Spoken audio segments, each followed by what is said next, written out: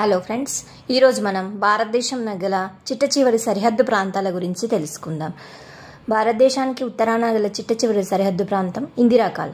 ఇది కారాకోరం శ్రేణిలో 35 డిగ్రీల 40 నిమిషాల ఉత్తర అక్షాంశం వద్ద 5764 మీటర్ల ఎత్తుగల ప్రాంతం. కిలిక్ దావన్ కనుమ. పాక్ ఆక్రమిత కాశ్మీర్ను కూడా పరిగణలోకి తీసుకుంటే ఉత్తరాన చిట్ట చివరి ప్రాంతం కిలిక్ దావన్ కనుమ అవుతుంది. భారతదేశ ప్రధాన భూభాగపు దక్షిణ అగ్రం కన్యాకుమారి.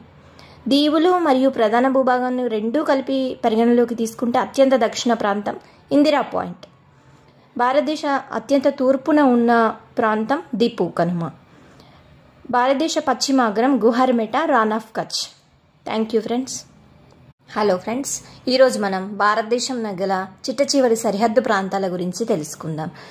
భారతదేశానికి ఉత్తరాన గల చిట్ట చివరి సరిహద్దు ప్రాంతం ఇందిరాకాల్.